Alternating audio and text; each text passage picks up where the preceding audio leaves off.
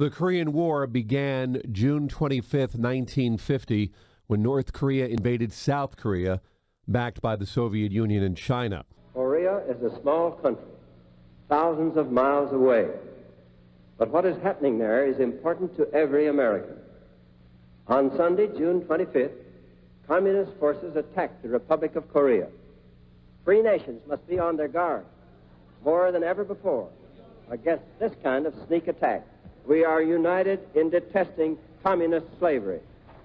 We know that the cost of freedom is high, but we are determined to preserve our freedom no matter what the cost. U.S. casualties, 36,574 dead, 103,284 wounded, 7,926 missing in action, 4,714 prisoners of war. Heading for Korea, the first amphibious task force since World War II moves swiftly through the Pacific. Under a British-American air umbrella, the Armada arrives off Pohang and the landing craft go in. Today on Veterans Day, I'm talking with a veteran of the Korean War, my dad. 1951, I was in high school at the time, and a bunch of the guys were in the Navy Reserve at Port Newark, and I said, hey, what the heck, I might as well go in. And then when the Korean War started, I was brought up. Some of the guys I went in Port Newark never did get called up, but I did. Both of us almost ended up not being here. Not only you, but me as well, because if you aren't here, I'm not here. Oh, so we had 2 weeks to go. It's a 2-month deal for the basic training. And I had 2 weeks to go, and they gave us a few hours to go on the beach. Beach is when you go into town. For a little R&R. Yeah. Yeah. So anyway, we went on the beach, and we started drinking beer, and I had too many. So when we got back on the bus, I didn't want to get off the bus. And they said, you got to get off the bus. So they brought the shore patrol guys. That's like military police. They bring the shore patrol guys on the bus. So I threw 2 of them out the bus, and then they brought 5 more in, and that was the end of me. So you end up getting separated from your regular group in boot camp. You get set back 2 weeks.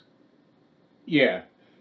And they put me in this, with a group called 829. It's guys that are mentally and physically messed up. You know, you're only here because you drank too much beer. He says, that ain't nothing new. He said, we all do that. So he says, you're going to be here for a couple of weeks. So anyway, I spent a couple of weeks there. And then I got out of there, and I had to go into a different company to finish my 2 weeks. So I finished my 2 weeks, and I graduated. And a few years later, when I was getting out, I was down in Norfolk, and this guy walks up to me and he says, hey, Al, how you doing? And I turned around, and there was this guy, Romano, that I went to basic training with. And he says, you're supposed to be dead. I said, what do you mean dead? He said, well, he says, Eddie Fallbrook and those guys from Brooklyn, they got blown up off the coast of Korea. They had an explosion on the fantail, which is the back of the ship.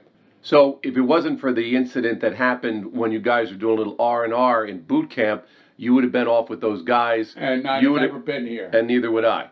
So I was very lucky. Little luck of the Irish, so to speak. I was very lucky. It's the only time I ever drank where I actually benefited by it. Because most of the time you get in trouble. You were aboard the USS Sanborn, and you talk about a story in the Panama Canal. The heat got real intense there, and they had you have to deal with it. So tell me a little bit about that. That was an interesting story. Well, they asked for a volunteer to go down in the hole where the ammunition was kept in a storage area about 6 floors down. And how you went down there is like a metal ladder with rails on it, and you climbed down, and there was no lights till you got to the bottom. when you got in this huge room area, storage area, that's where the ammo was kept. And the guys used to send it up on elevators to the up to the deck. And then we used them in the anti-aircraft guns and the 5-inch 38, which was on the fantail. What was the problem? It was the heat? They were worried that this stuff was going to explode? It was so hot that they were afraid that the water sprinklers wouldn't work and it could ignite the ammo. So you go down. So I went down, I took my clothes off, and the only thing I had on was my underwear. No socks, no nothing.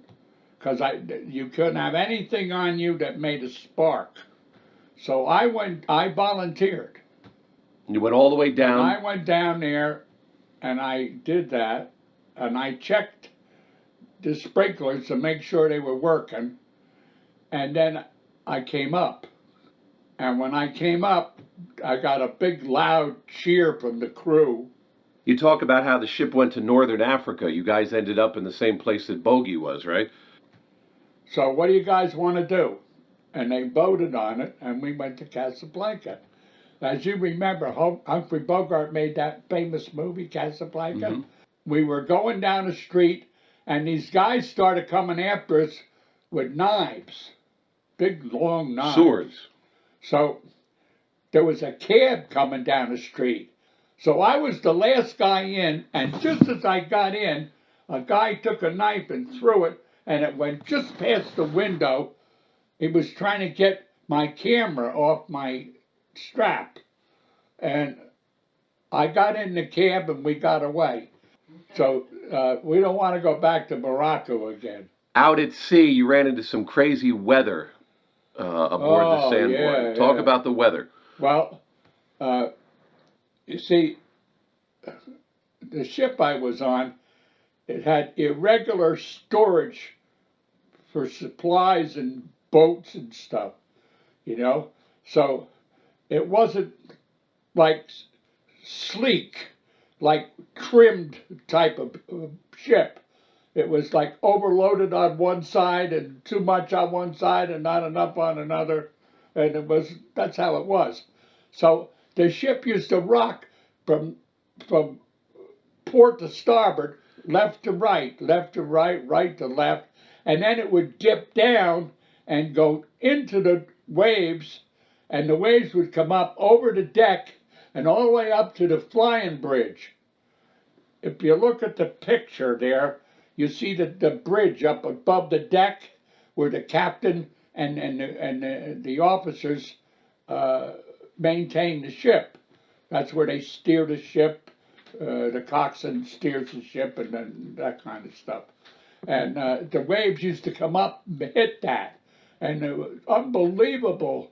How many feet do you think that? How many feet do you think? It was like a wave of as high as a telephone pole. Yeah, so at least, what, 20, 30, 40-foot waves? Oh, yeah. Huge. Huge. So as we wrap up today, Veterans Day, what would you like to say to people when they see the Veterans today? Should they make sure they give them a nice thank you? I recall a year or two ago, I don't wear my hat as much as I should, but I had my Korean hat on, and I went into the shopping center to get some groceries. And this man and woman came up to me while I was checking out at the counter there at the end, and she said, "God bless you." And you know, as you get older, you appreciate what that means, the sacrifice. A lot of times, a lot of guys, including myself, I was never on the mainland in Korea, but I trained a lot of troops aboard our ship in various degrees of military stuff for beach landings and things like that. And somebody has to do it. And I was very lucky. I was lucky that I was in the right place at the right time and able to talk to you today. After the signing of the armistice in Korea on July 27, 1953, the final artillery shell of the campaign was fired with a rakish gesture by the weary UN troops. A ceasefire had ended armed hostilities that had begun as a test of the free world's firm stand on communist aggression whenever and wherever it occurred on the face of the earth.